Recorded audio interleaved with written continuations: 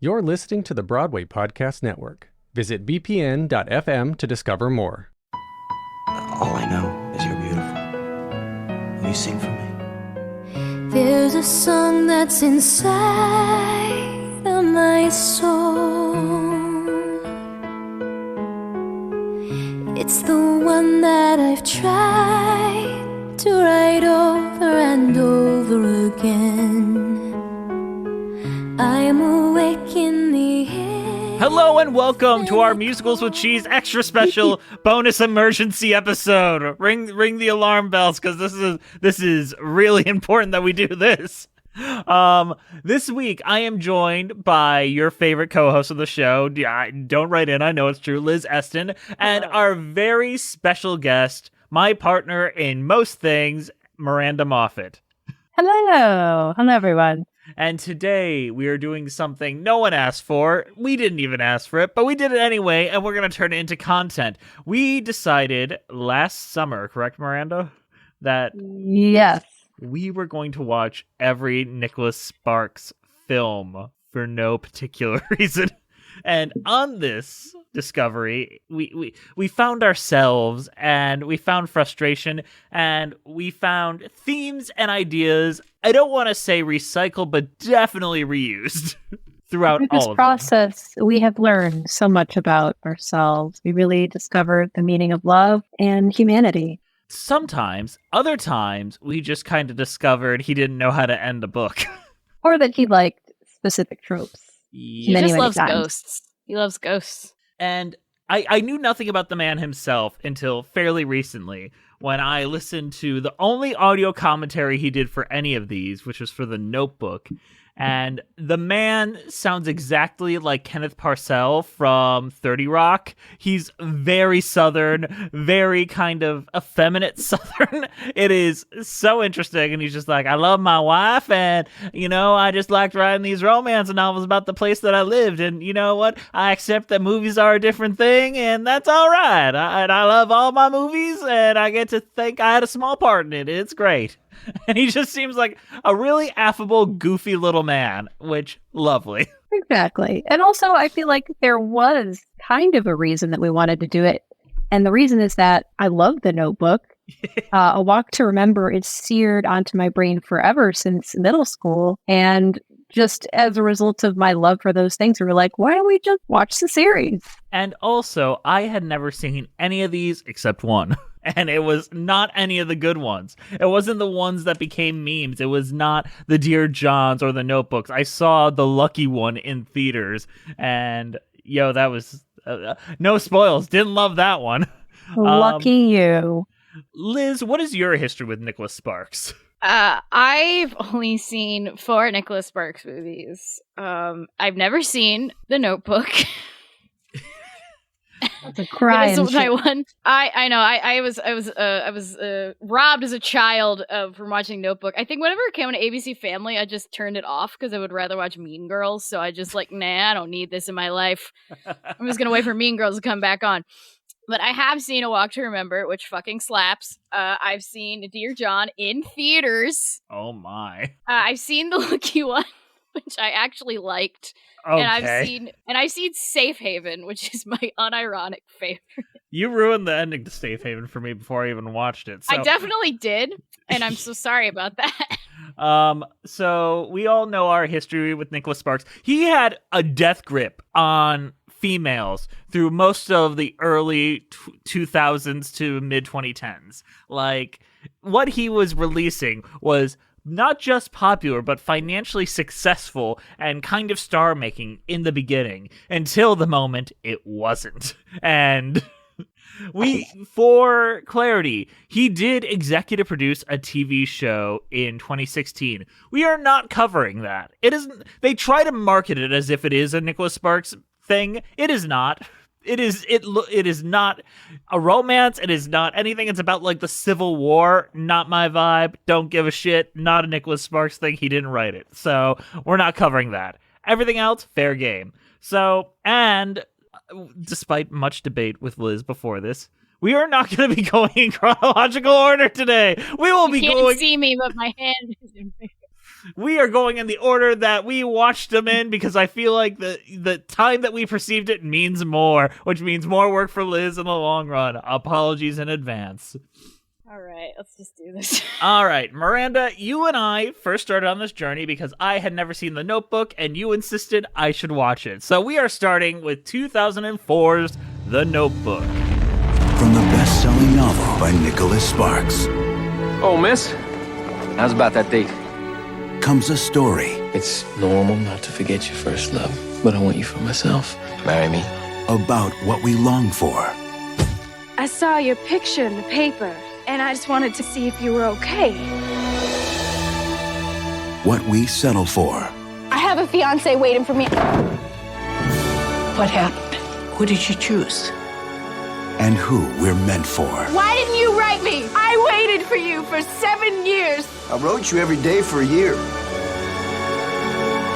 New Line Cinema presents Ryan Gosling, Rachel McAdams, James Garner, Jenna Rollins, James Marsden with Sam Shepard and Joan Allen in a Nick Cassavetes film. I read to her, and she remembers. The Notebook. So, The Notebook was released in 2004, and its tagline is, "Behind every great love is a great story," and it's centered around an old man who reads aloud to a woman with Alzheimer's from a faded notebook. The old man's words bring to life a story about a couple who is separated by World War II and then passionately reunited 7 years later after they have taken different paths. It was directed by Nick Cassavetes, who you might know as the son of John Cassavetes' favorite Nepo baby, and stars, our favorites, Rachel McAdams and Ryan Gosling. So, Miranda, this is a classic of your childhood. Explain your history with it. I mean, I have loved The Notebook forever just because, as to use Liz's phrase, it fucking slaps. It's just, it is arguably, like, it is the best Nicholas Sparks movie, no question. It is by far the best produced, the most consistent storyline, the best acting performances, like the best all around story. It was made by an actual director. It is my opinion. I love the movie. Like, we all used to be obsessed with it. I don't know if any of y'all remember this, but I think it was like the Teen Choice Awards or MTV or something. They won, Ryan Gosling and Rachel McAdams won the best kiss. They were dating at the time, and Rachel McAdams ran across the stage, jumped into his arms, and they did the big kiss that happens in the movie in the rain. I have a What a vivid time to memory be of this alive. moment. Yes, I have a vivid memory of this. It just, in all ways, it's the best of the bunch, for sure. Okay, I agree. I also, listening to the audio commentary with Nicholas Sparks talking over this movie was very interesting to me, where he's just like, yeah, my wife's grandparents couldn't make it to our wedding, and then she turns to me and one day she's like, how much do you love me? And I was like, I love you a ton, I guess. And she's like, good, we're gonna go see my grandparents, and I'm getting to your tux, I'll get into my wedding dress. And that night they told us their whole story, and that story is the film you're watching in front of you today. He just ripped my it off God. Dear Lord. his wife's grandparents' life and how they went about and fell in love and fell out of love and then re-fell in love. And wild that he just took that wholesale. And listening to him in the I have not read any of the books for these. I've done mild research on some of them, but I have not read any of them. But every 5 seconds, he's like, I was gonna write this scene into the book, but then I thought I should make the book shorter. So this was like 2 sentences in my book, and it's like a 15-minute scene in this movie. And he does that quite a bit. It seemed like everything in the book was just like the romance, the hot and heavy stuff, and they glance over, like he's like, his war experience was 2 sentences in the book, apparently. Yeah, like when you said that the tagline of the movie included the fact that they were separated by World War II, like in the movie, that's not really why they get separated. Like, yes, he ends up being drafted into World War II, but like that's not the reason that they split. Classism is why they split. Pretty much. This also comes out in a banner year for fucking Rachel McAdams. This came out, I believe, in April, and then in May comes Mean Girls. Like, this is her year to like really make a statement for who she is as an actress. And I truly do not believe she has been used well since, excluding Game Night. Game Night, she's great at. The Spotlight. Yes. Yeah, I agree with Miranda on that. Okay, I guess. Does anyone remember Spotlight? Criminally underutilized. I do. Okay. Criminally underutilized actress. But I think the thing that really ties this together is the framing device of the elderly couple looking back at the younger couple. That is the emotional core and not really a part of the book. It's like a twist at the end where here it is. They reveal it fairly early on, which... I mean, kind of. Like, you get hints throughout the movie that, like, they are the old couple, but, like, they don't say it outright until the end-ish. I think it's fairly certain when the kids show up. Like, you know what's going on. It's like midway to, like, 3/4 of the way through. Whereas Nicholas Sparks said that in his book, like, I mentioned that they had kids at some point, but they never appeared in my story at all, so little things like that. Like, shows just how much the writing does not really tell these stories. It is truly the filmmaking that elaborates on these tales. I think this is S tier, probably easily the best one, for the right reasons. Let's just say it like that. Jess, you gave this a 2.5 on Letterboxd. Yeah. Stand by that in relation to all other movies, in relation to this movie, and to this group of 11 films we're talking about, the best one. I disagree wholeheartedly. The Notebook knows exactly what it is. Like, exactly. For its category, it is a 5 out of 5 because it is a perfect romance. It's like when Mamma Mia 2 got high critical ratings because they watch it as a Mamma Mia movie, not a real movie. It's not meant to be an Oscar drama, although I think the performances are, like, worthy of award. Like, it is perfect for what it is. Mm-hmm. I do want to say, I don't disagree, but I do disagree. In comparison to all the rest of the films that we're about to talk about, this is the only one that is sustainably horny. Like, the sex scenes are, oh my god, for a PG-13, they are more steamy than some of the R-rated ones we are going to see later in this narrative. Like, they are... It is hot. It is hot as hell, yes. I've seen clips. It's hot. It's incredible. Like, and we watched some of the deleted scenes, and most of the deleted scenes are just extended sequences of their sexcapades because they had to cut it out to not have an R rating. And it's iconic. It is, as far as like a good time out with the lady, perfect show. Perfect thing. If you want to make your lady happy, watch The Notebook with her. Yes. Pro tip for any man out there. And you know what? You'll have a good time too. Let's not frame it like that. It's not like a 50 Shades of Grey where it's no, that's just bullshit. Painful for everybody. I am excited for the musical that's coming out of this. I think this this episode makes sense now. Yeah, I'm tying it back in. We did it. What's the young lady that's doing that? It's some composer, pop singer that was in Great Comet. She's gonna be doing that. She replaced Britton Ashford in Great Comet. Either way, she's doing it, and it'll probably be very good. I've heard it's getting good reviews. Let's move on, not forward but backward in time. Oh, Jess. Do you want to do Letterboxd? Oh shit! Yeah, Liz, we have a Letterboxd game. Yeah. You got to do that for me. You got to cut me off. Sorry, I'll do better. All right, Miranda. It's time for Bree Views the Letterboxd game. Have you listened to our show ever to know how this is played? Yes, I do. Good job, Miranda. Of course I do. My boyfriend doesn't even listen to all these. My God. All right, Liz, what do you got for us? Oh, yeah, and you are going head-to-head, Miranda. We have to guess it's a 1-star or 5-star. All right, let's go. All right, I'm doing for all these movies. Whoever gets the most points wins. I'm trained. There's only 4 per, so you can squeeze those points in. All right, Jesse, you're first because you're the more experienced. I don't like it when you use the... Sorry, Jess. Jess. I don't know why I said Jesse. My brain is fried, everyone. All right, sad. That's a 5. That is correct.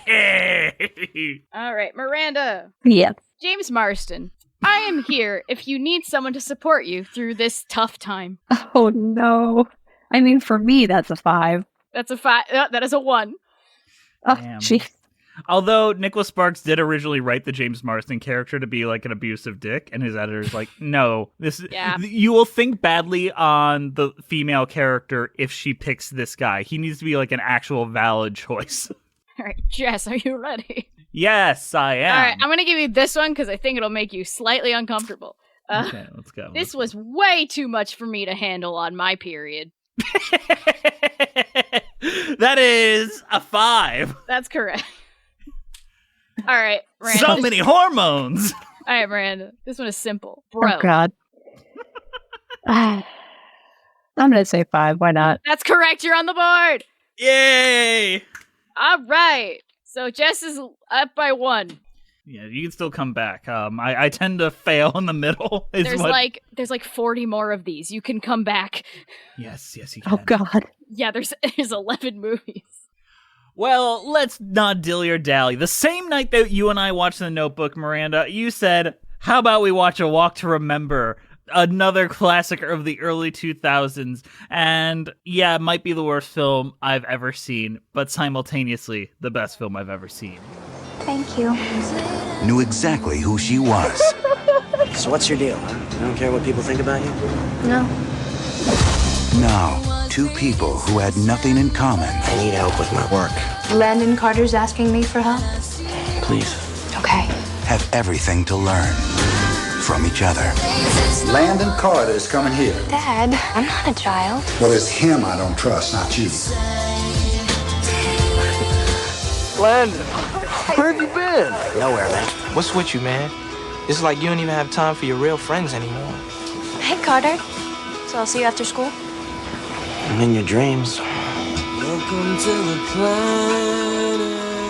This girl's changed you and you don't even know it, man. Come on, Jamie. Open the door, please. Listen, Jamie, I was hoping we could... We could be secret friends. Exactly. It's like you're reading my mind. Great. Maybe you could read mine.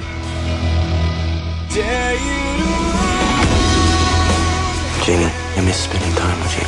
Prove it. This is about me, okay? This is not you. We're through.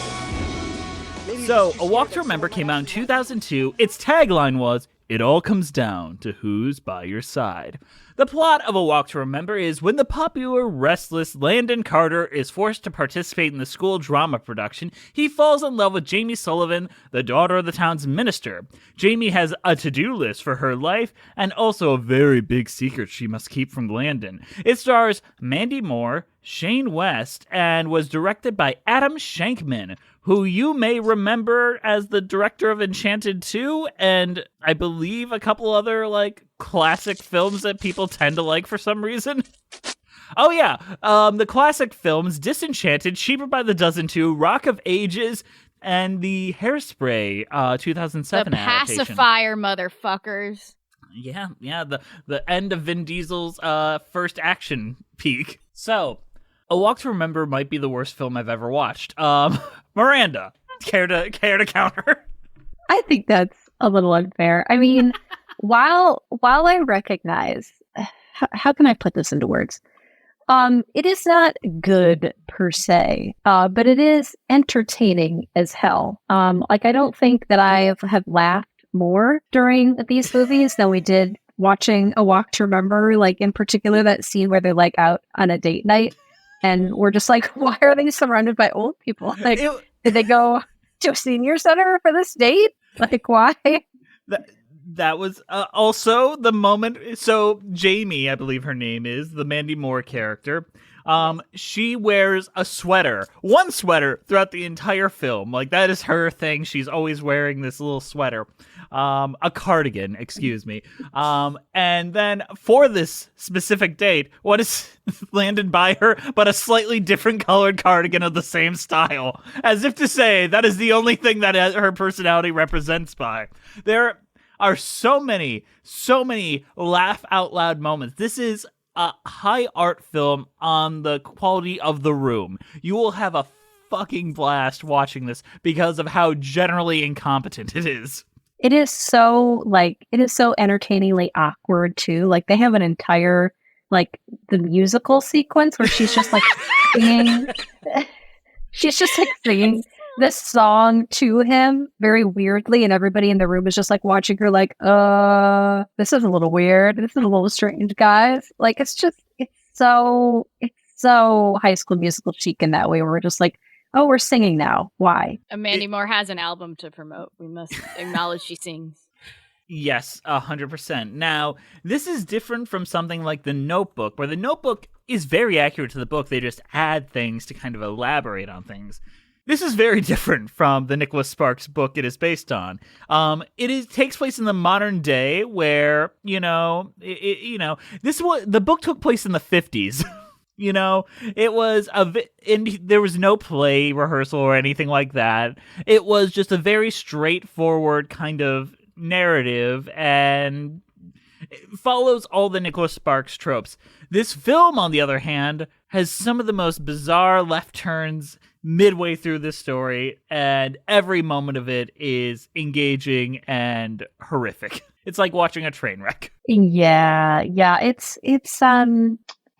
something that you cannot take your eyes off of. It's just entertainingly good and bad. There are 100% quotable scenes from it, and I think this is the start of the Nicholas Sparks wants to trick you into crying movie. I think that's it, where he tries to put you in a sense of security and then pull the rug under you in a way that's so horrendously offensive, and the start of a lot of tropes. I think there were some tropes that we could have covered in The Notebook, like, a project. Oh, I have a list. Oh, do you want my list? Let's go. Let's go. Let's bring that out. Whip it out here. Here's the list. All right. Death is a major theme. Death, I believe, occurs in all 10 of them in some form. Yes. It's either the major players or the side players, but death is in all of them. The main romantic love dying randomly in the third act is also, I don't know that A Walk to Remember would fit into that because they kind of give you a bit of warning that she's going to die, but like definitely, random death. I would consider the cancer leukemia reveal to be the equivalent of that, where that just comes out of left field. It is. It's meant to be like the twist, but they do give you a little bit of time to digest it before she kicks the bucket, where like Message in a Bottle or like Nights in Rodanthe, they're just like, they're dead now. Haha. Well, don't forget The Best of Me, which is the ultimate, they're dead now. Oh, yes, I that read the one plot too. summary of that one. It's insane. Illness and injury is a big one. Military service. Oh, he loves the military. He loves the military. Having an evil ex. Someone getting cucked in a love triangle. A person like almost like over half of them taking place in the Carolinas, I believe, is all of them except for the lucky one. Switching between two stories past and present is a few of them.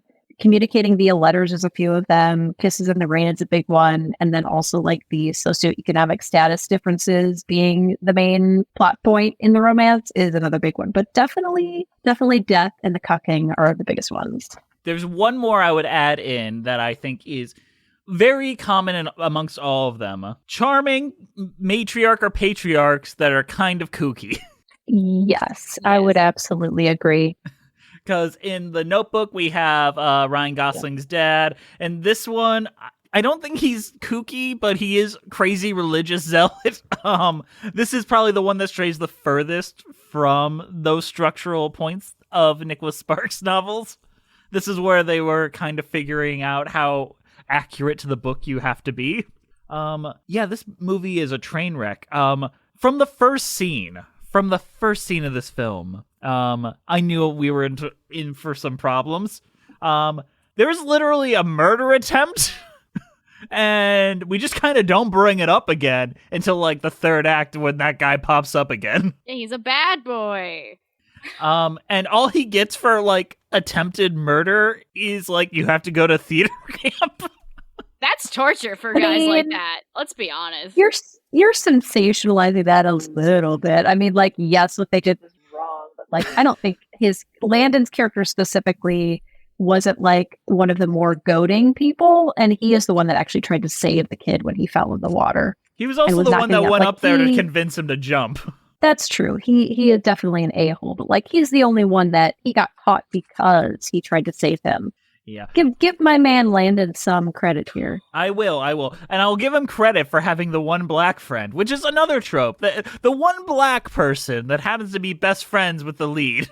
That's just in every movie, though. It's like not even a Nicholas Sparks thing. But it tends to happen in this one. Yeah, that's true. Like, there was never a person of color as a lead in any of these, unless I'm mistaken. No, you're right. This is the very whitest white movie collection of all time. Yeah. The only thing whiter is the Marvel Cinematic Universe. Speaking of white, Letterboxd? Letterboxd! That's a great transition, Liz. You learn from the best. All right. A Walk to Remember. All right. These are going to be good. All right. Miranda, are you ready? Yeah. Really funny. Hard to agree with that. God. 1. Correct. All right, Jess. Yes. Traumatizing. That's a 5. That's correct. If you are deeply traumatized by this movie and not in tears laughing, then you like this. All right, Miranda. My first proper introduction to pain. That's a 5. Correct. And Jess, when he gets mad at his dad because he won't cure his girlfriend's cancer. Yes, that is the best scene in the fucking movie. Okay, I need. Oh God! Okay, I'm giving you a minute to talk about this because we have a lot to get through. I know. Okay, so Landon finds out that Mandy Moore has cancer. His dad, who we've seen maybe twice, he just shows up at his door in the middle of the night, starts banging on it. My girlfriend's got leukemia. You gotta cure her. And the dad, and he's like a fucking cardiologist too. Like he has nothing to do with this. He's like, I don't know her medical history. He had a very reasonable response. Like, you don't know her medical history? I don't know what I have no idea about this girl. He's like, you've never helped me, and just storms off. And the dad, having responded very reasonably, is just very confused. All right, end of rant. What's your guess? That is a 5. That's a 1. Should have guessed. You are now tied. Hell yeah. Well, I guess it's time to move on to the one that was spoiled by me, by my lovely co-host Liz Eston before I watched it. It is Safe Haven. Does it get better? Just focusing on the kids. And today, with you, this feels like the first time I've looked up. I'm happy here with you. Yeah? Detective Tierney, do you know this woman? Katie, he's here. I've got to get out of here. Just tell me the truth. It's everything that I was afraid of. He's gonna find me. If you're in some kind of trouble, we can fix this. Katie! Katie! I love you, but I can't let you go. There's no safer place for you than here with me. Released in 2013, directed by Lasse Hallström. That's a sweet if you've ever heard one. The tagline was, "You know it when you find it." It's about a young woman with a mysterious past lands in Southport, North Carolina, where her bond with a widower forces her to confront the dark secret that haunts her. It stars Julianne Hough and Josh Duhamel, and it's certainly a movie. I do apologize for spoiling this one. I think just the first time I watched it, my mind was so blown by the stupidness of the twist. I had to tell people about it to justify that I had witnessed this. Understood. Miranda, what were you going to say? I mean, I can't even remember what the twist was, but I meant to add that onto the list of tropes would also be like widowed and or dead spouse, dead ex. Mm-hmm. That's another one. Yeah.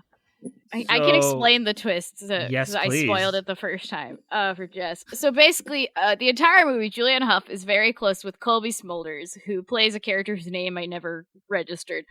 And Josh Duhamel, cool, edgy girl. Yeah, she's cool. She lives in an isolated house in the middle of the woods, and no one else ever talks to her besides Julianne Hough. Get it? Are you getting there? Have you seen Last Christmas? Have you seen Last Christmas? So basically, the entire movie, she's talking to Chloe Smolders about how she loves Josh Duhamel's character. His name's Alex. I know that from Letterboxd, but people are very horny for him, by the by. So she's talking to Colby Smulders about how much she loves this man, and he has an evil ex-boyfriend who's trying to kill her simultaneously. There's a lot going on here, but in the end, it's revealed that she reads a letter from the Josh Duhamel's ex-wife, dead wife, and it's revealed her friend who lives in the middle of the woods that no one ever talks to is the ghost of her current boyfriend's dead wife. And you're gonna raise that ghost woman's children. Hell yeah! And my jaw was on the floor, and I'm like, where the fuck did this come from? Honestly, with all that being said, this is not one of the worst ones. Miranda, where are you at with this? Honestly, mind empty, no thoughts. This was kind of a nothing for me, really. It wasn't terrible, so it's not seared into my brain the way Walk to Remember is. It's just kind of mid. Yeah. I will say the parts that are Nicholas Sparksy don't work. The fact that sears into my head is the ghost twist and the really horrifically violent third act where the ex-boyfriend shows up with a gun and tries to murder children and set them on fire, and it ends with him blowing his head off on accident. It's a really traumatic way to end a romance movie. Yeah, it kind of is. Those things, there are moments that really hit as being effectively scary or effectively romantic. It has its moments, but overall I'm just I don't remember much about this experience. There was an older matriarch that works at the bar with her. There's kids. Fucking Josh Duhamel has wiener kids that are I love you, new lady in my life. Oh yeah. Yeah, who cares? Come be a permanent statue in our circle, please. It is fine. It is goofy. The romance means nothing, and they have no chemistry whatsoever. None whatsoever. But Julianne Hough, I don't think is a particularly good actress to begin with. Sorry. Also, by all accounts, Josh Duhamel is a good person. I know a lot of people that worked with him on the Transformers movies, and he seems pretty neat from everything I've ever heard about him. Letterboxd! Yeah, I think that's all we have to say about this one. Yeah. All right. Oh, Miranda went first last time. So, Jess, you're up. I'm up. I just want Alex to be in love with me. Is that too much to ask? Fucking kiss me against a tree, god damn it! That's a 5! Correct. All right, Miranda. Yes. I love romance and fucking hate cops. Oh yeah, he was a cop. No. Yeah, the ex-boyfriend's an evil Boston cop. Oh god. Oh gosh, I forgot about that. A 1. That's a 5. Dang. Sparks says a cab. Jess. Yeah. Ghost wife. That's a 1. That is correct. All right, Miranda. We're really glossing over the fact that Julianne Hough saw dead people in the whole movie. I so badly want that to be a 5, so I'm going to just say 5. It's a 5, you're right! Bravo. I will say, Colby Smulders is sleepwalking through this performance. She got paid. Who cares? Yeah, that is literally the energy she is bringing to that role, which is, well, I'm here, and this is about all you're getting. This Colby Smulders in a bad wig. That's my memory. Yeah, it was a bad wig. Yeah. All right, what's the next movie you watched, Jeff? Well, how about we move on to 9/11? Because, dear John! I gotta go back. Just like that. So where are they going to send you? Right in the middle of it all? So I'll see you soon then. I'll see you soon then.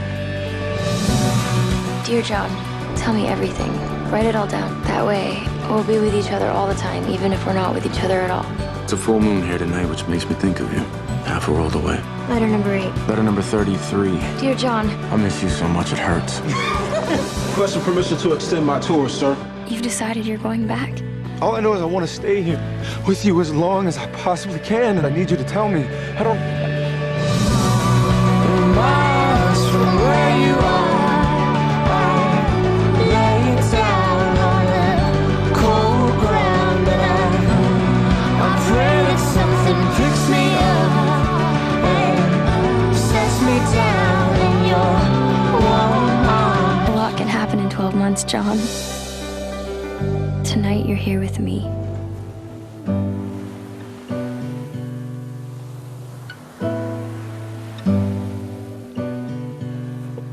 Dear John was a film released in 2010, also directed by Lasse Hallström. She had a go at it, I guess. This was her first introduction to the Nicholas Sparks world.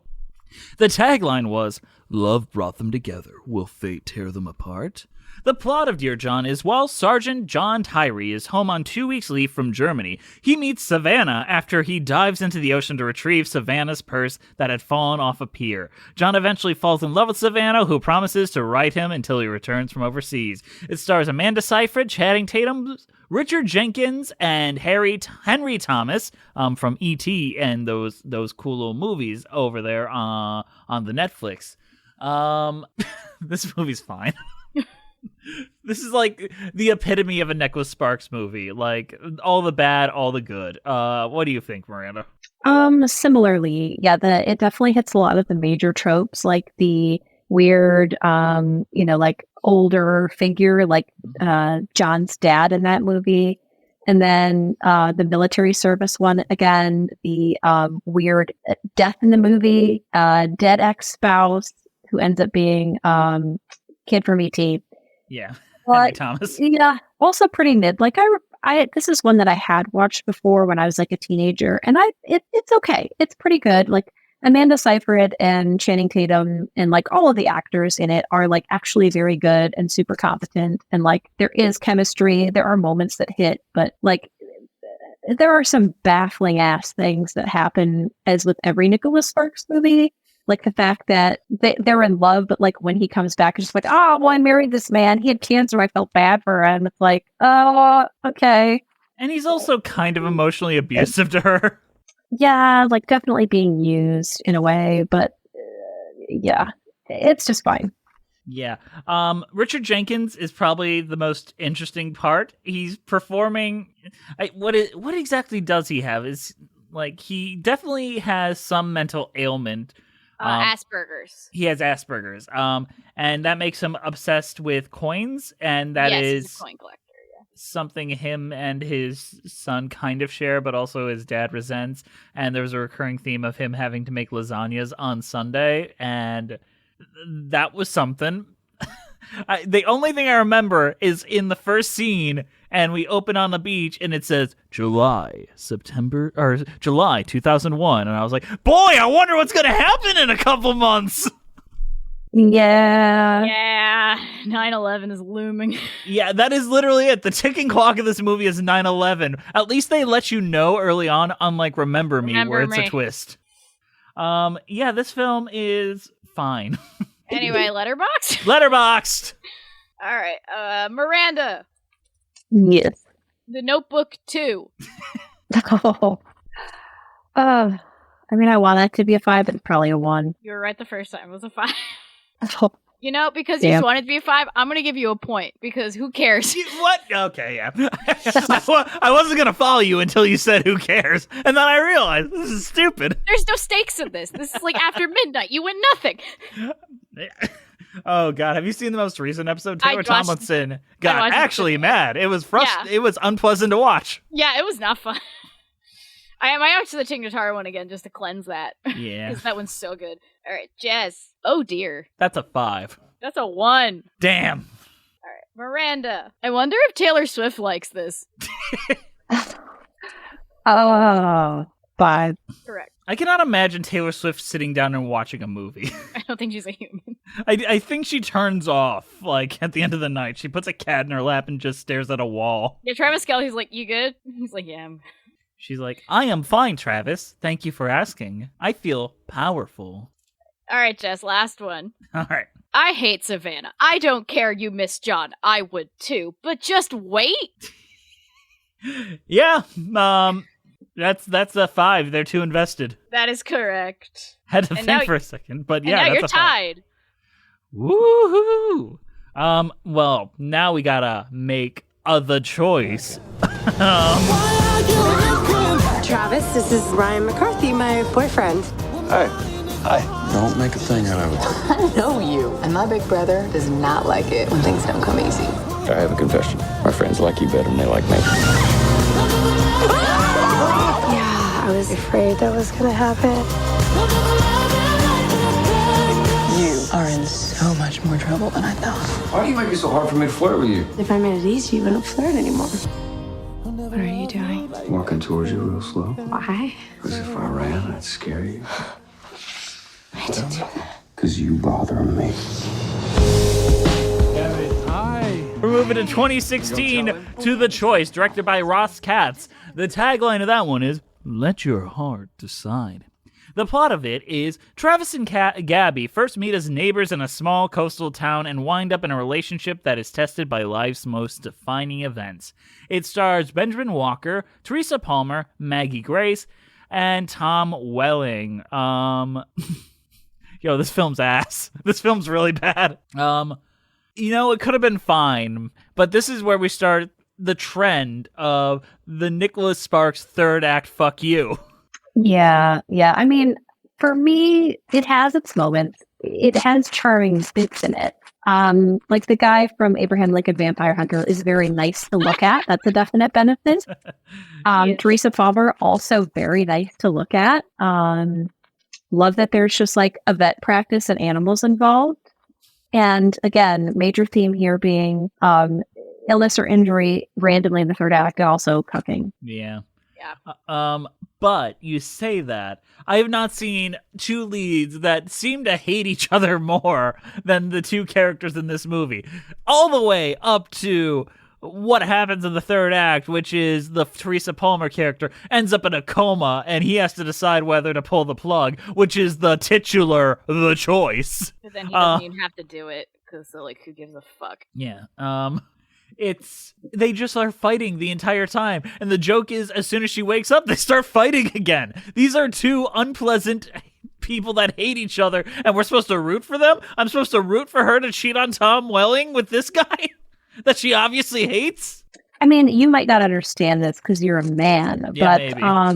I think there is something enjoyable about, like, it's not like they hate each other. They're just like, they challenge each other and they bicker a little bit. It's like cute. Like, yeah, it's kind of weird, but The Notebook is challenging each other and bickering at each other and being a little argument. Their entire relationship is built off of adversity.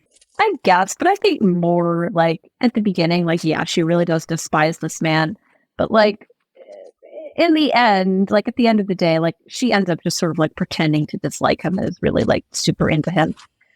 The reason why they have to make the titular The Choice is because he didn't show up to the fucking romantic dinner that he promised to show up to because he failed to show up every other time. And then she decides to text and drive on the way home because he didn't show up. Yeah, I mean, the inciting event is a little goofy, but like, again, put some respect on that man's name. He was a very busy vet taking care of sick animals, and that's why he's a good man, Savannah. And he couldn't come because she was helping to save somebody's cat. Look, I'm with Miranda on this one. Like, I've never seen this movie, so I cannot say exactly based on the exact movie, but it's kind of like why I like enjoy watching terrible Lifetime movies. Like, I know these two are toxic for each other, but it's entertaining to watch these two pretend to be in love while fighting. If it was, I would give it the benefit of the doubt. This is not entertaining to watch. There are other ones that we've passed and that are coming up that are entertaining to watch for these reasons. This one, I think, fails at that core. Although the best twist is the guy who's the main guy has to hang out with the guy he cucked because he's the doctor while she's in a coma, and that's fun. That's a fun little twist. Speaking of cucks, Tom Welling comes back around. Speaking of beta cucks, Letterboxd. all right. I'm losing track of who went first every time. I went first last time. So Miranda's first this time. All right. Are you ready? Yeah. Aggressively Southern. Oh man. Let's say 5. That's a 1. Damn. All right. Jess. Mm-hmm. This movie went from Hallmark to Lifetime real fast. That's a 5. They watch these all the time. That is a 1. Damn. All right, Miranda. Fucking dead. Fucking dead. That's a 5. Correct. Jess. Yes. Devastating twist, low key. 5. correct. To remain tied. That is not a devastating twist. That is a manipulative fucking bullshit ass Look, twist. this Letterboxd user found it devastating. Okay, they're wrong about a lot of other things, I'm sure. I think this was the first time I think that we were watching them, and like by the time that you get to the twist, you're like, oh, the story should have been wrapped up by now. Yeah. And then you look at the time that you have left and you're like, oh shit, we've got like 20, 30 minutes left. Some bullshit's about to happen. Like, this is the first time that I was like, okay. It's like a perfectly normal movie, and you're like, where's the weird fucked up Nicholas Sparks shit? Where Like, is the it? choice? They haven't made a single choice in the entire No, movie. they made the choice to cuck that guy. That's the Oh, choice. yes. The choice was I've whether or never not seen this movie. I'm guessing. they cuck Superman, you know. Yeah, as you should. Just like Batman and Lois Lane. That was actually going to be a plot in Zack Snyder's fucking DCU, was that Batman was going to start fucking Lois Lane after Superman died. Anyway, Jess, what'd you watch next? Then we moved on to the ultimate, oh my god, there's still 30 minutes left, and that is Nights in Rodanthe. Oh my god. Dad told me how he hurt you. I'm really sorry. Can you even remember who you really are anymore? Just stop it. I want you to know that your man is a fool who doesn't know how lucky he is to have you. You gave me back my father. You saved him. We saved each other.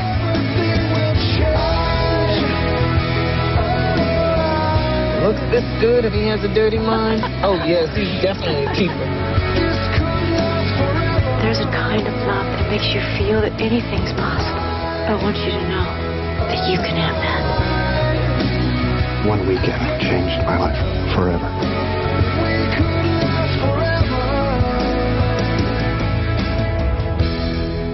Rodanthe? I don't know. Rodanth? I don't know. I think it's Rodanthe. Let's just call it old people fucking. Yeah, old people Let me just start by saying, fuck this movie. I got some things that I had me excited where people I liked really disappointed me. So, Nights in Rodanthe, or Old People Fucking, was released in 2008, directed by Broadway's George C. Wolfe from The Wild Party and a lot of other cool, actually good things. See, this is related to musicals, we promise. Yeah. Well, wait till you hear who did the score to this movie. The one and only Janine Tesori, composer of Fun Home, Shrek the Musical, and Kimberly Akimbo. Weird. So Nights in Rodanthe's tagline is, "It's never too late for a second chance." The plot is Adrienne is trying to decide whether to stay in her unhappy marriage or not, and her life changes when Paul, a doctor who is traveling to reconcile with his estranged son, checks into an inn where she is staying. So, this secretly has some of the most stacked B characters in this. Viola Davis is a one scene kind of character in this story. James Franco is in it for a second. Mae Whitman also in it for a few minutes. It is Chris Maloney too. Chris Maloney as well. And what are we focusing on? Diane Lane and Richard Gere, who are beautiful and actually have some great chemistry. But Whip and Nene signifying nothing. Miranda, you've got a lot to say. Let's go. I have very little to say other than that it's again one of those where the movie is going so well. It's been a real, it's a movie from what we've watched prior to this, it's a real change to form from all the previous movies. It's breaking the kind of mold. It's giving us a different take. It's giving us an older couple too that have really good chemistry. Everything was going so well. And then again, you just look at the time, you're like, oh, this should wrap up now. And then you look at the time and you've got 20, 30 minutes left. And you're like, oh, what kind of fucking bullshit is this man going to pull? And then, they're exchanging letters. He's reconciled with his son. We think that she's divorced her shitty husband. She's going to get waiting for him, ready to spend her life with Richard Gere. Yes, ready to be with this man once he does his thing. And then randomly, in the last 5 minutes, his son shows up and is like, oh, he died in a mudslide. Sorry about that. It's even more weird because it's just James Franco, who really didn't have a role in this movie until he shows up puppy-eyed, giving the most half-hearted monologue about, my dad was helping me out in Africa, and then there was a mudslide, and he died. He wanted me to give you this letter. Bye, I guess. And I think that there's like no falling action from that, for what I can remember, where it's just like, he's dead. That sucks. And it's like, continues living her life, whatever. This is wild. I'm compelled. I wish I could, it is deeply interesting to watch these. I like the fact that it's an older couple. That is a lot of fun. And it is a different take. Like, it's nice to not watch a bunch of horny teens. It's trying to fuck. It's about two people in their autumn years with a lot of regrets trying to fuck. And it's probably like third best sex scene in a Nicholas Sparks movie. I mean, honestly, I don't really remember well. I think I might have blocked that one out of my brain. But like overall, definitely different from the rest of them. Pretty good, but then loses its ass in the last third. You can't agree more. Speaking of losing your ass. Letterbox game. I'm just trying to find the weirdest phrases. It's fun, isn't it? Yeah, it's kind of fun. I give you that. Yeah, I'm sick of Alan giving me shit. It's just for fun. Yeah, it's like, who cares? They don't have to make sense. All right, Jess. Yeah. Number 1, I want to be an innkeeper at a seaside inn. Number 2, I need an old man. You know what? That's a 5. That's correct. Because I need both of those two that things. list goes on for like 6 more points, but those are the only 2 funny ones. I want to have a man that dies in a mudslide after sending me a letter that made me feel whole again. All right, Miranda, you ready? Yes. Where even am I? That is a good Gotta question. Be a 1. Rodan? Gotta be a 1. That is a 1, correct. All right, Jess. Nicholas Sparks, Pulitzer Prize. When? That's a 5. That's a 1. Oh, they're being ironical? They're being ironic! That's not allowed. Miranda, Nicholas Sparks. That's all I need to say. Oh, man. It's got to be either way. I'm going to go with the 1. That's a 5. Damn. And that's it? That's all of them. There's only 4 perks. Oh, well, that might have been the last one, but it wasn't the last song. Hey, it's the last song. We're moving on. Oh, the Miley one. Beautiful melody. I'd probably talk about this with a girlfriend if I had one here. Oh, do you want to talk? Yeah. Let's talk.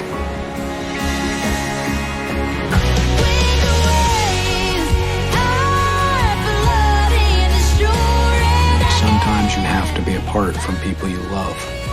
Well, the last song was released in 2010, directed by Julie Ann Robinson.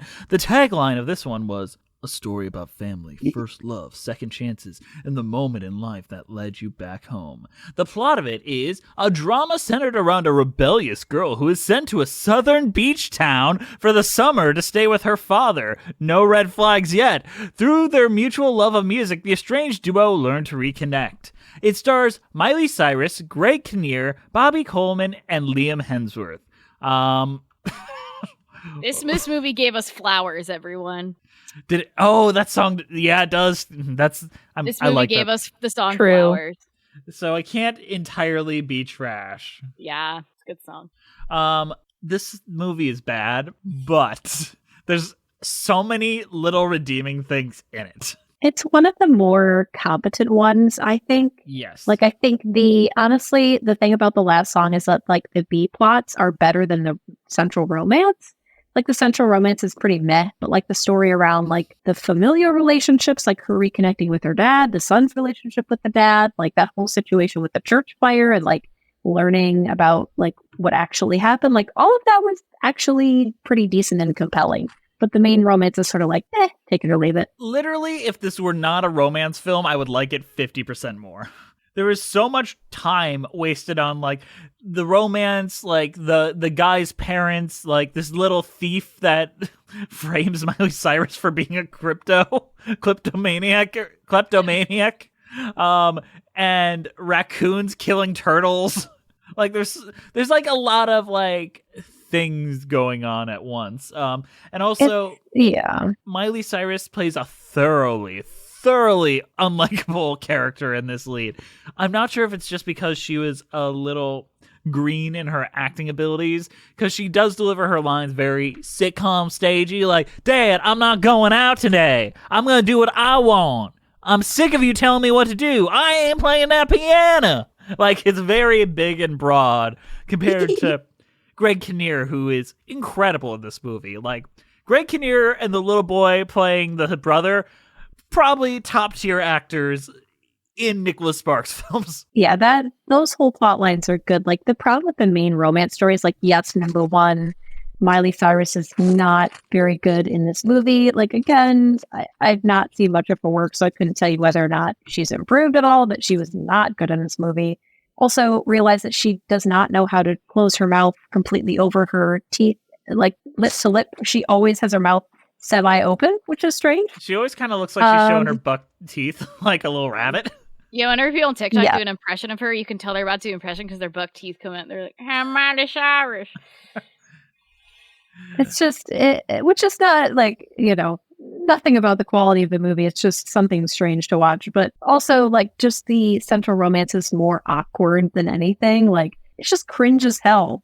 A lot of it is just cringe as hell. The central conflict is she got accepted to Juilliard, but doesn't know if she wants to go. And the boy got accepted to Columbia, but his parents want him to go to some other Ivy League school. And I'm just like, fuck these rich people. That's my opinion. Fuck these rich people altogether. They don't deserve happiness. I hope that all their life falls apart. Speaking of rich people falling apart, Letterboxd. We're schmooving, everyone. We have a lot to get through. We do. We don't have that many. We got like 3 films left. Yeah, that's true. All right, Jess. Yeah. Bro, Nick Sparks got me again. He does kind of come at you like a serial killer. Most of you calls him Nick. It's like your friends. I mean, I would prefer to be called by Nick, like, you don't need to go all fancy. Nicholas is just my pen name. Like, that's how he talks, but that's a 5. That's a 1. Fuck. All right, Miranda. Yeah. I honestly could not tell you what this movie was about. No. Oh no. Gotta be a 5. That's correct. Also, the other weird thing, Miley Cyrus was a minor when they shot this film, and you can tell. That's weird. Don't like it. She just got off the Hannah Montana movie. All right. Jess. Mm-hmm. I thought the last song was supposed to be the Hoedown Throwdown? Pop it, lock it, polka dot it. Country rock it. Andrew knows that and whole then hip song. hop it. Country-fi, then hip hop it. Okay, I'm sorry. I don't know every word to the... I've never even seen the Hannah Montana movie. I've just seen that music video like 60 times. Anyway, 1 or 5? That's a 5. It's a 1. All right, Miranda. Just shoot me, I guess. That was Greg Kinnear. Oh God. I guess 1. That's a 5. But Miranda's in the lead now, so. Oh, we didn't even talk about the horrendous twist where she's just supposed to hang out with her dad, and then the horrible twist is, he's got cancer, and he's about to die in 3 days. That's how the movie wraps up. I mean, that's just how Nicholas Sparks wraps up books when he doesn't know what to do at this point. This is like one of those that is honestly, like, it's not like the random third act death, because you get hints of it. Like, the whole reason that they're even there, I think, is because he's sick and he knows he's sick. And, like, you get inklings of it. Like, that part of it is actually pretty well played out. And, like, the discovery of all of that. And her, like, stepping up to take care of her father in his final days. Like I said, that whole storyline is legit. It's just we have the stupid romance around it. Speaking of stupid romance around it, we have to move on. Oh, gosh. We got to move on to the next one, which I forgot to pull up. Hold up. And that is The Lucky One.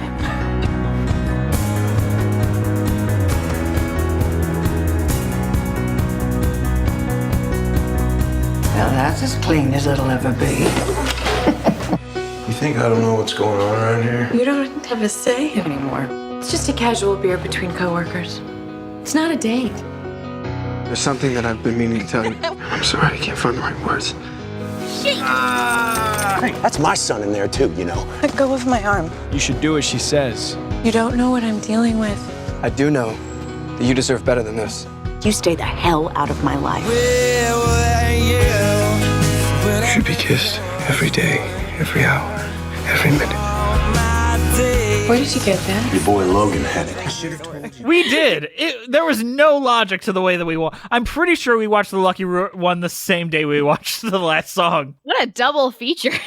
Yeah. But I saw The Lucky One in theaters in 2012. Lucky bastard. I wanted to see The Hunger Games, but the person I was with really wanted to see The Lucky One, so I saw The Lucky One. You saw the better movie. Debatable. The Lucky One was directed by Scott Hicks and released in 2012. It does not have a tagline, so the plot of it is a Marine travels to Louisiana after serving 3 tours in Iraq and searches for the unknown woman he believes was his good luck charm during the war. What a thin premise. Got nothing. Miranda, let's go. Yeah, it hits a lot of the tropes. This is the only one that is not in the Carolinas, because I want to say it's in Louisiana. It is. But the evil X trope is in this one. The military service is in this one. Random death. I believe somebody does die here. The evil X dies trying to save the little boy. Drowns. He drowns horrifically. That's right. Evil X and death in the third act, both encompassed in one character. Really weird to see that guy be the evil X, because I think he's like a really just like a goofy, fun-loving sitcom guy usually.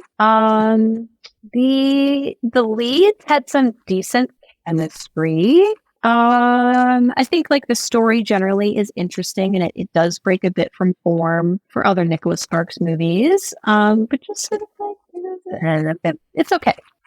I give it a gentleman's 6. You know, it's fine. Taylor Schilling is probably one of the better leads of one of these. I think that she's like the right age for like these kind of stories. She has like the right kind of country girl look where it doesn't come across as false the way it does for, say, an Amanda Seyfried, who does not read as a country girl remotely. Whereas Miley Cyrus does read as a country girl, but she doesn't have like the acting charisma quite yet. Taylor Schilling is kind of the best of all worlds as far as that goes. God, the military propaganda in this film, real dumb. Zac Efron, a guy I usually like in things. Give us nothing, King. But, like, this is 2012 Zac Efron. He doesn't have to do that. He just has to show up. And the movie will make billions of dollars. Who cares? He's hot. Yeah.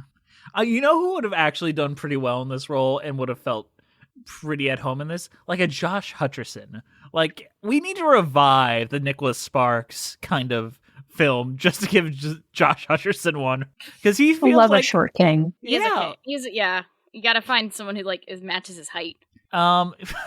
Quinta Brunson. Yeah, Quinta Brunson.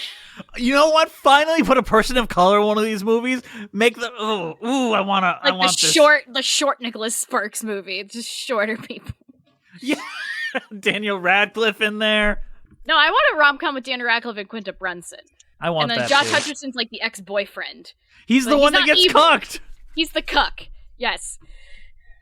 Okay. Perfect. So, that's a perfect movie. We pitched a much better movie than this. Like, we didn't even pitch a plot. We pitched actors. Also, Io Edeberry is the friend. Yes. It's Quinta Brunson's best friend. Yes, I'm into all this. Or the sibling or something. Who's gonna die?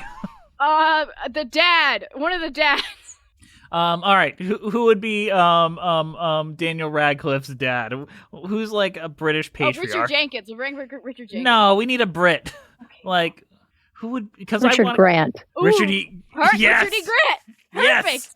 He dies of something. Of cancer. Let's just throw cancer in there. No, make him a gay dad. It'll be like he got AIDS in the 80s and it finally caught up with him. Yo, writers, get on it. Nicholas Sparks, we gave you one for free there. All right, Letterboxd? Letterboxd. All right. Miranda. Yeah, Miranda. Yeah, she's in the lead. Yeah. Never seen a blonde girl fall in love with a 2x4. Oh so no. Accurate. One. That's correct. It's kind of a gimme, but it was really funny, so I had to. All right, Jess. There's a pointless scene where a dog runs off that I'm convinced was kept in simply because it showed the tight fit of Zac Efron's jeans, and I'm sticking with that theory. That's a 5. That does not sound like a complaint. That is correct. All right, Miranda. Yeah. I can't say anything else. 5. Correct.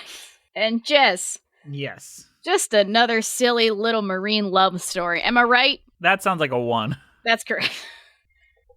He did so many war crimes. Yeah, there's a lot of jingoism in the Lucky One.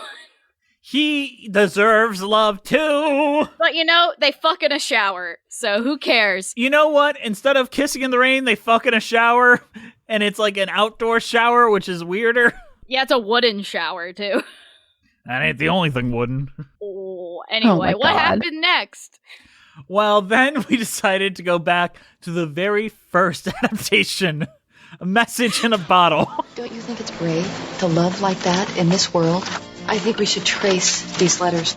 You got them, Teresa. Is she in bad shape? No, neglected, underappreciated. I know how she feels.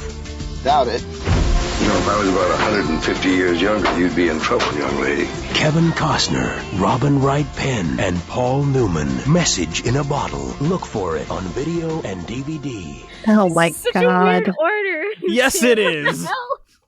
You can't blame us. I don't blame you. This isn't a series. You don't have to watch it in chronological order. I wasn't gonna be lost in the plot. No. I love this film so bad. So Message in a Bottle was released in 1999 and directed by Luis Mandoki. It's a story of love and lost and found. It's about a woman who finds a romantic letter in a bottle washed ashore and tracks down the author, a widowed shipbuilder whose wife died tragically early. As a deep and mutual attraction blossoms, the man struggles to make peace with his past so that he can move on and find happiness.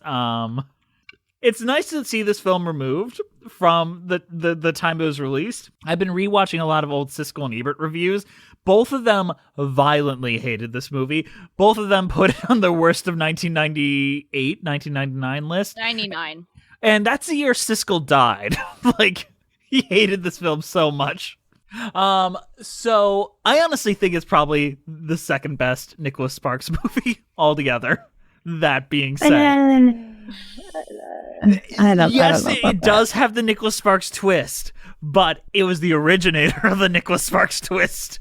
It was the going to say, like, if we had maybe actually just watched that one, like if we had actually gone in chronological order, I could have at least been prepared for the stupid, like, I can't tell you how much I yelled when the movie really is good. Robin Wright is a fucking 10 out of 10, no matter where you put her, no matter what you put her in. Love that woman. I would watch her in anything. Kevin Costner's just okay. But it's like actually like a really decent story, really different from the rest of them again. And then again, you get to the end of the story, you're like, oh my God, this is so great.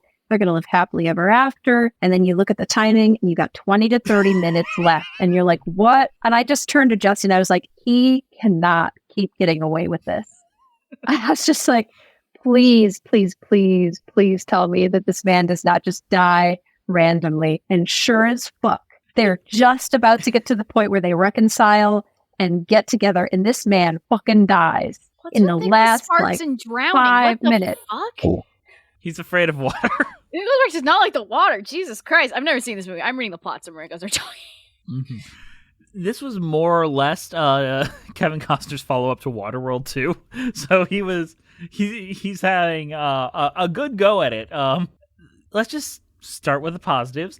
I think it's one of the more realistic love stories. Like, as far-fetched as the initial premise is, the drama makes sense. Everyone acts like a real human being. There is some interesting intrigue, and you learn a little bit about every character. And probably the second best sex scene, the one in between The Notebook and Nights of Rodanthe. It's this one, guys. It's really wild, and they have sex, and then immediately afterwards, he finds out all of her lies and runs off. It's great. It's great. She's like showering from the post-coital nonsense when he finds like the messages in a bottle. He's like, you used me. You just wanted to use me in your newspaper and all that. You don't know what all this means. Truly, truly good drama. One of the most manipulative third acts I've ever seen in a major film. Yeah. Also, I have to say this for the theater fans. Yes, that is the narrator from Into the Woods playing the widowed woman's dad. You're right. I brought it up, and now you can't say I didn't do it. Anyway, Letterboxd. Letterboxd. I feel like Yes. we've run out of things to say. All right, Jess. Sad smash. That's his 5. Yeah, correct. They want to fuck both of them, sadly. Sad. All right, Miranda. Why so sad? It's probably a 5, but I'm going to say 1 because fuck that movie. It's a 5. You were right. So I'm gonna give you a point because you said it was a 5. Because nothing matters. Nothing This matters. isn't real. The points don't matter. Who cares? All right, Jess. Yeah, What the fuck? that's a 1. That's a 5. God damn it! All right, Miranda. The story of two people who have said maybe 50 words to one another, falling in love. I wouldn't say that's the case. I think that's hyperbole for this one. I don't know. Let's say 1. That's correct. All right. Speaking of 1s and 5s, I don't know. We gotta move on to the second to last one that we watched. And I think these two are fairly in order. Like, this is the second to last one released. No, this is the last one to be released. Honestly, ended on a high. Good for you, King. No, that's a lie. The choice is The choice is the last one. They ended on a low. Yeah, they Very ended on a low. low. Yeah. This one is also a low. The Longest Ride, directed by George Tillman Jr. I wish I could tell you it'll all be happily ever after. Not everybody gets that. You did. It wasn't that simple.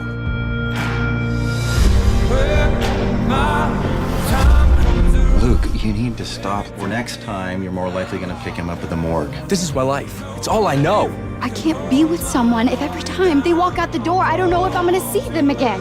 Promise me it'll come back. I promise. I just don't know how to make this work. I can't do this anymore. Love requires sacrifice. But it's worth it.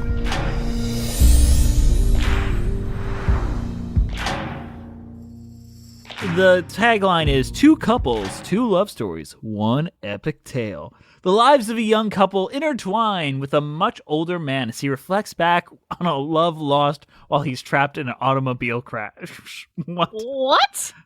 How do you be reflects?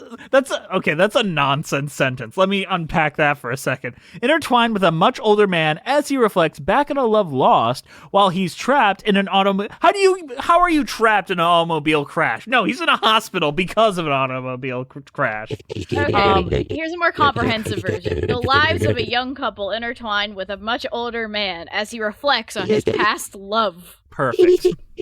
Thanks, IMDb. So the cast is Scott Eastwood, Britt Robertson, Lolita Davidrich, Melissa Benoist, and Jack Houston. A lot of nepo babies in this one. This Also, one is Una like Chaplin. Yep, that was the other Another nepo. So we got an Eastwood, a Houston, and a Chaplin. I don't know if Britt Robertson is somehow related to Cliff Robertson or something. Britt Robertson is a nepo baby, but I don't remember who she's related to. Google that while we Working on it. discuss this nonsense. While watching this, I turned to Miranda and I said, I think this is the worst one. I have since been corrected, but yeah, this one's bad. The problem is 50% of it is interesting. The other 50% might be the worst thing we've ever seen. And the least interesting 50% is the one that is the central romance. Like, yes. They pull a Notebook in this movie where you're going between like a present day story and then like a previous, love affair back in the day. And the problem is that every time that you leave the old love affair and you go to the central romance, you're like, I wish I wasn't here. Wish I was still there. Because it's just, they're fine. I think the issue is usually never the actors, although there are some definitely bad performances in Nicholas Sparks movies. It's usually the dialogue. Like, the situations are very contrived. They're just like not very interesting. And the dialogue is not something that would ever come out of a human being's mouth. So it's not good. Let's talk about the emotional conflict between our two couples going on. The first couple, which is Britt Robertson and Scott Eastwood, The main also, thing... Britt Robertson is not a Nepo baby. I got her confused with Leia Thompson's daughter, but she's not a Nepo baby. They just all kind of look so... These white blonde women just kind of blend together. I get it. Yeah. Might be. Britt Robertson, you're not a Nepo baby. You seem like a vaguely normal person. Yes, you just are kind of having a bad luck with film choices. That's not your fault. You're perfect. So Scott Eastwood and Britt Robertson... Their main conflict is he wants to be a country boy that likes to ride on these rodeo things and nearly kill himself, and she wants to be an artist and has to kiss asses of modern artists. And Miranda, you fucking hate modern art more than you hate most things in the world. So that's their main conflict, really, is just they have two different tastes in things to waste their life on. Pretty much. And like the big issue is that, like Scott Eastwood's character is just like, well, I would say like Britt Robertson's character is basically like, if we want a future together, like I need you to not be in a career where you are at risk of imminent death every day. And he's like, you're being terrible. You just don't understand. And then like she brings him to like a modern art gallery thing to like show him what her life looks like. And he's just like, this is bullshit. And like basically makes a very poor comment to her boss's face. And like also the fact that she had an opportunity to do everything that she wanted to do and she missed it because this man got himself injured again. Like, what are you doing? The thing that makes that more frustrating is she shows up to all of his fucking rodeo bullshit, and the first hour is just her showing up to those things. She asked him to go to one thing of hers, and he couldn't behave like a normal human being. He couldn't just wear the goddamn tie and just be a normal, supportive boyfriend.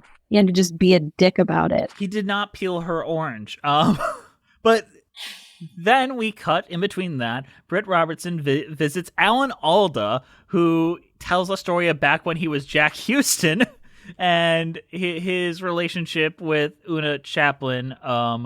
And that's a little charming. He goes to war, comes back, his balls don't work, can't have kids. They really wanted kids. That's their conflict. The fact that she really wanted kids, he really wanted kids, but Skedios don't got no testes at work, can't have no kids.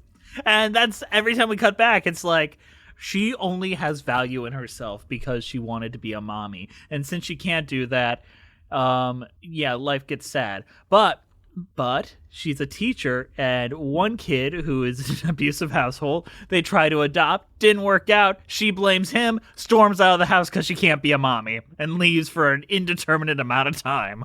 And then comes back and lives the spinster life with him. Yeah, I mean, that's mildly unfair to her. Like, yes, I do dislike the trope of like, there's nothing above being a mother. But like, I get if having children is like important to your life, then that's something that you like don't want to resent your partner for. And I understand that being like a huge point of conflict for somebody. But I mean, like they do end up patching it up and they like live the rest of their life together happily, and they like find happiness in their child-free existence with her, like, using her teaching as a way to connect with children and still have that like maternal connection with young people. So like, it was actually a somewhat decent story. I was so convinced we were going to get another like actual cuck story where she went out and got pregnant and came home. Hey, let's raise this random man's child together that's growing inside. That's what I thought was going to happen. For Nicholas Sparks, that would not have surprised me. This is a 2013 book, so I think he got over the cucking thing by then. Oh, thank. all the stories about cucking are from the 90s and early 2000s. Strange you didn't touch upon that in Walk to Remember. That would have been a cuck storyline. Would have definitely added some spice to that tale. Oh my god! Oh god, we said cuck so much on this. It's ridiculous. Oh yes. Anyway, speaking of cuck, Letterboxd. I'm just gonna say that on Musicals with Cheese now. Speaking of cuck. Say it enough so I can sell T-shirts of it. I will buy one and not wear it in public. Speaking of cucks. Dot. Fuck. Who went first last? I think Miranda did. Miranda did, so Jess is going first. Alright. Are you ready, Jess? Yes, I am. This is the longest these are next to each other on my list, so I got it confused. Yeehaw! That's a 5. That's a 1! Damn! They don't like the South! I will say, those rodeo scenes are pretty intense, and it is very obviously a stunt double every time. But also, Scott Eastwood, he can get it. He kind of hot, despite his dad being very problematic. He looks just like his dad. Yeah, but, like, he's kind of hot, though, despite that. I have a problem. Miranda. Yes. Swag. Oh, 5. That's right. Pretty boy swag. Jess, first time I ever saw this, I was 14 on a plane heading to a church trip. And I was scared my mom would see me watching the sex scene when it happened. That's a 5. That's a 1. They were Damn. horrified. Oh my god. God forbid your mom knows that sex exists. Well, they were on a church trip. They don't have sex in church. Well, I can show you some news stories that show differently. Right, Miranda. The old couple were the main characters, for real. Yeah. That's a 5. That's correct. All right. All right, last but not least. Last but not least. I would say this is pretty close to least, though. This is not last but least. A film that just felt like a contractual obligation, if you want me to be honest. It's called The Best of Me. I miss this. A lot of things have changed since I last saw you. I don't know what happened. Life. There was so much you wanted to do. I wanted to do it with you. I blame you for thinking that you knew what was best for me when it was you that was best for me. You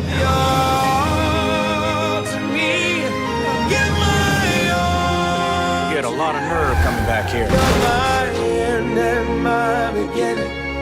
Even when I lose, I'm winning. 'Cause I give you all I lost you once. of me. I'm not gonna lose you again. And you give me all of you. Released in 2014, directed by Michael Hoffman. The tagline was, "You'll never forget your first love." The plot of which, a pair of former high school sweethearts reunite after many years when they return to visit their small town home. Their small hometown. Fuck it. It stars Michelle Monaghan, James Marsden, Luke Bracey, Lena Liberato, and Joel McRaney. This movie is so dumb. So it is honestly stacked with the tropes though, because you've got 2 stories going on at the same time, past and present. Mm-hmm. You've got cucking again. Mm-hmm. You've got random death in the third act, last 5 minutes again. So there's death in there. What else? What am I missing? You're missing Evil X, terrible X. Yeah, I wouldn't call him an evil X. Just terrible. I want to say, okay, Michelle Monaghan's husband, who eventually gets cucked, is played by Stephanie J. Block's husband, Stephen Aurelius, which it was just a little theatery joy. Got to tie it back to theater however again. Sebastian Aurelius? Sebastian Aurelius, sorry. You're good. His name is Frank Reynolds. Oh, he's a trash man. He's a trash. So the thing that became very obvious. So we cut back and forth to them when they were or high school age to them now. The problem is the actors cast do not look anything alike. There's a reason for this because James Marsden was not the original choice for this lead. It was one Paul Walker, who famously did not survive to make this movie. So Mr. James Marsden stepped in, but Luke Bracey looks a lot like Paul Walker, looks jack shit like fucking James Marsden. And it's almost ridiculous how much older Luke Bracey looks than James Marsden. He looks older in the flashbacks. It is very strange. Do not like this movie. No, but it also, much like Safe Haven, one of the more violent and horrific movies of the choices. Oh yeah, properly traumatizing. There's true gun violence, familial relations. It's family abuse, drug trafficking. And it's all because, and it also, they set up all these things. James Marsden's character goes to prison for 20 years for being an accessory to a murder. And that's the separation that breaks them up. And then she's like, I would have waited for you. And he's like, you had a life to live. I don't want you waiting for me outside. And she's like, I would have though, and that's the tension. That's yeah, the but tension. Savannah didn't wait, so people don't wait in this franchise. I guess she decided to marry an alcoholic. But her trauma is that she loved her husband once, and then they lost a child, and then he started drinking, and he became alcohol man. I forgot 2 tropes. Okay, also the patriarchy one. Oh, yes. With the random, old man that sweeps in to take care of them. Yeah. And what's the other one I'm missing? There's one more that I can. Difference in socioeconomic status. Yeah. Dividing the 2. Yeah. And also the South. South Carolina. That goes without saying. Taking place in Carolina, yeah. And they have to they have to build up an old house. Like, that's their main thing. They have to put together an old house. Yes, very, very Notebook of them. But this is another one. Again, I was so tired at this point. Like, yes, the movie was pretty much not very good, but still you're like, oh, well, she divorced her shitty ex and maybe they're going to get to live happily ever after. And then you look at the time and you're like, oh no, we have 20 minutes left. This man's going to die, isn't he? Well, sure is. Fucking nuts. First. Her son gets into some kind of accident where he needs a new heart. Oh yeah, he gets in a car accident. Yeah, a famous car accident that only destroys your heart. And guess where the heart came from? It came from James. And they don't realize until a year later when he looks up who his donor was, and she's like, oh my God, it was him. Yeah. It's literally the plot of a vague inspirational TikTok I watched a while ago. Just where did you think you got the heart? It's where's my boyfriend? Where he sacrificed himself for you. Oh my fucking God. It feels like a short film submitted to the inspirational section of the film festival. Oh my God, my ex-lover donated his heart to my son. I will not feel loved unless my lover dies and gives me his organs, clearly. I mean, he didn't do it by choice. That man was shot by his father. He was shot and murdered by his father. By his father. Was he shot in the heart? No, I think he was shot in the head. No. Okay, I was going to say, if you're shot in the heart, then that's a plot I remember that. Yeah, it pays off because James Marsden's character, when he was Luke Bracey, shot his BFF in the head on prom night. Yeah, I'm not 100% sure if he did get shot in the head, because I kind of remember thinking oh, that's something he could have survived. I kind of remember it getting him in the shoulder or something. I'm have to look this shit up. He definitely didn't get shot in the heart. Okay. Yeah. Oh, wait, I found the scene. It's a shitty... Oh, he was shot in the left shoulder. I guess that'll kill you. I guess if it hits an artery or something, but geez. Well, we have officially covered all of them. Liz, letterboxd, please. Let's do it. Also, Jess, this is the only one you didn't review. The only ones you didn't review. It's the last one. On your letterboxd account, I checked your account to see how many of these you reviewed, and you skipped a few. Oh, that makes sense. I don't use my letterbox very often. Yeah. All right. We got the last 4. Miranda has a very high lead because I keep giving her points. Yeah. I mean, imagine if you had played fair, Liz. That's true, but I want Miranda to win this, and I will say my biases out loud. That's fine. Miranda's cuter than me. I agree. She should win. Miranda is a queen. Oh my God. All right. Jess. Mm-hmm. We were supposed to watch The Sound of Music. That is a 1. And I agree. Sound of Music is a better way to spend your night. That's correct. All right, Miranda. You never forget your first love. That's just this movie does not have any a ton of funny reviews. Yo, Letterboxd, get on that. Oh God. That's a 1. That's a 5. Oh, you do never forget your first love. That's all right. Jess, James Marsden's so fit in this one. He is, though. He looks svelte. He looks. I think you saw the actor playing his younger self, and he went to the gym 15 times harder. Well, the guy playing his younger self is just kind of built like a linebacker, and James Marsden is just kind of a thin guy, a smaller built guy. And that's fine. Yeah. But neither of these adult versions feel like they're kid versions. Yeah. They just feel like they could be 2 unrelated stories going on at the same time, for all I give a shit. I'm pretty sure the girl didn't even have the same goddamn hair color. I think she was a blonde in And then that actress is a blonde, naturally. The path. That's a 5, though. That's a 1. Oh, dang. They did not like how fit he was, apparently. Right. I do. Last one. This shit made me cry the whole time. I never want to watch again. In parentheses, I will watch again. That's I a work 5. At the bank. That's a 1. What? It makes sense to me either. Anyway, Miranda won this.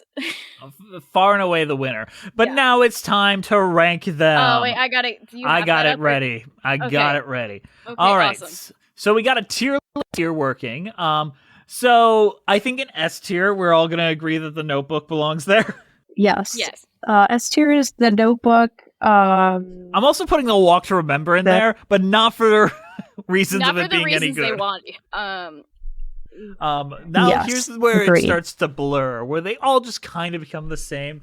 I think Message in the Bottle is going to be A or B. What do you think?